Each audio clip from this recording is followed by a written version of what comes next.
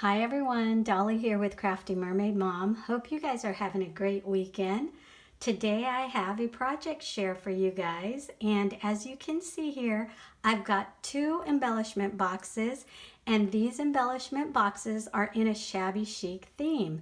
So the reason why I decided to do this theme is because you guys, I wanted to make these dress forms again, and honestly, that is the only reason why I decided to do this shabby chic theme on these boxes. So the last time I created these little dress forms, I made tag flips. I had done it for a swap with my dear friend Liv, and I really had so much fun making them. So I decided I wanted to incorporate them onto these boxes. So let me go ahead and get started. All right, so the first box here, what I've done is it was basically very easy to put together. Really, the hardest part about making this or decorating this box was really creating this dress form. So, as you know, the dress form is intricate, so it does take time. There's a lot of pieces to be glued together. And what I wanted to do was when my recipient was done or is done using this box, I don't want this to have to go to waste because, I did work on it and it did take time. So I decided that instead of using a glue gun to glue this to the top, I did not want it to get destroyed. And I wanted my recipient to be able to reuse it. So all I've done is I've taken about 2 pieces of really small foam tapes and I've stacked them and I've just glued this, or not glued, I've stuck this on with those foam tapes. So when my recipient is done with this box, they can actually just, pop this off and use it for something else, whatever they want to use it for. So what I've done too is I've taken a piece of paper, a strip of paper, and I've only covered up the top half of this box. And I believe this paper that I used is from my Paris pad. I'm not 100% sure, but I'm pretty sure that that's where I got it. And you guys, the reason why I didn't cover up the whole entire box is because I do want portions of the box to be exposed so that you can see some of the items in the inside. I think it just looks so much prettier that way. And so also I've just used a hot glue gun and I've taken these 2 flowers. I think these are some type of a daisy. I'm pretty sure they are. I'm not too great with my flowers. The daisies that I'm accustomed to seeing are the ones that have a ton of petals, the big ones. So anyway, I've also added a die cut, this teapot and teacup. So this piece was actually just a leftover piece from my previous tag flip project that I decided to use. So the other thing that I did was this same paper I decided to use and cover up the little notches or the little tiny clasps that open and close this box. So I've covered those up using my hot glue gun. I've glued the pieces of paper to cover these little clasps, and I've also added the pearlescent pink flat back pearls. And I thought it came out okay. So let me go ahead and show you guys the inside of this box. So what I've done, and I'm not going to go through every single item in this box, you guys. Basically what I tried to do is I tried to keep everything as pink as possible because I wanted to keep it with the theme. So inside here, there are quite a few things that can be used to create a shabby chic project, at least I think. And I liked the things that I added to this. I just thought that it went well. The colors went well with the box. And and let me show you. So this portion right here is what I was talking about. This is just a piece of lace fabric that I decided I wanted to add or cut to cover just 3/4 of the box. The reason why I did not cover this entire box is because this is shaped so weird up here that it would be harder for me to cut the fabric or the lace. So all I did is I cut a long rectangular piece and left this open, not only because it was easier, but because it also allows some of the items to peep through or to be shown through, which I like, which I prefer.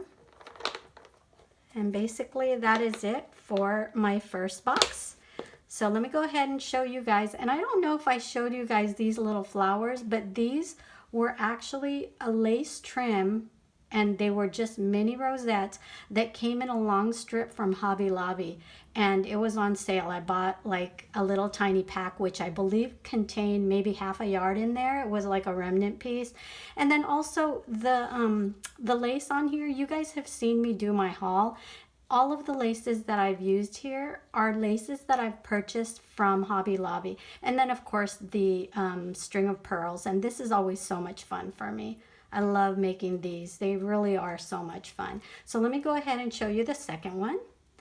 All right, so this is the second embellishment box, and you guys, it's pretty much the same as the first one. The only difference is I used this daisy, this larger daisy, instead of those smaller ones, and I've used more of the pink rosettes.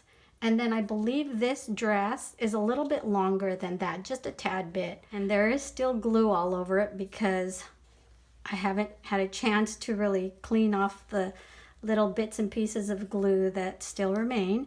So anyway, like I said, this dress is pretty much the same as the other one. The only difference is I added a pearl instead of a little tiny piece of, what do you call this? Piece of pink rhinestone. So this had the pink rhinestone. I added a pearl, and I actually like the pearl better. The other thing on this one is I've added the floral paper on the center rather than on the top like this. I added it on the center, and I actually like it better on the center. So maybe next time that's what I'll do if I ever make another one, is I'll just decorate the center. The other thing on this is I've done the same. I've covered up the little notches here to open and close the box, and instead of using the pearlescent pink, I used the pearlescent white pearls. And I think that's it on top. So let's go ahead and see what's on the inside of this one. So as you can see, I've done pretty much the same thing on this. I've used that fabric lace, and I've only covered 3/4 of the entire top. Basically, like I said, so that you could see through this portion right here. And if you guys have noticed, this box is different than the typical box that you see most of the people buying at the Dollar Tree. And the reason why I did not use that one is because I found a whole bunch of these at Daiso. And I also like the fact that the tops are flat. They're easier to decorate. I do love the Dollar Tree cases, but they're really hard to decorate, that dome part.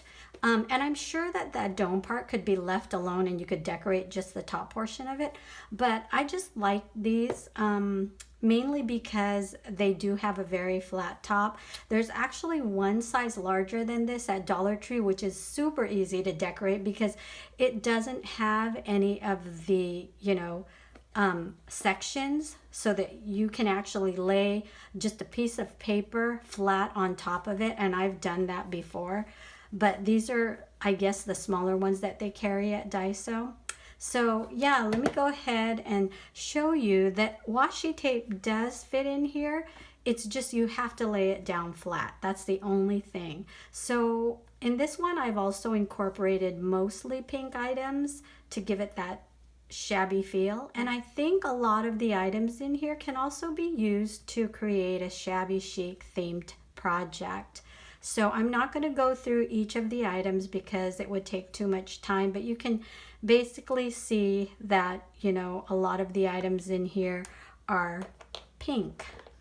Okay, so, I think that's it. Like I said, these were fairly easy to make, and they were lots of fun to make. So that was my project share for today, you guys, and I hope you enjoyed it. I really enjoy sharing my projects with you guys. If you enjoyed it, please do give it a thumbs up. Please subscribe, and I will see you soon. Have a great week. Bye.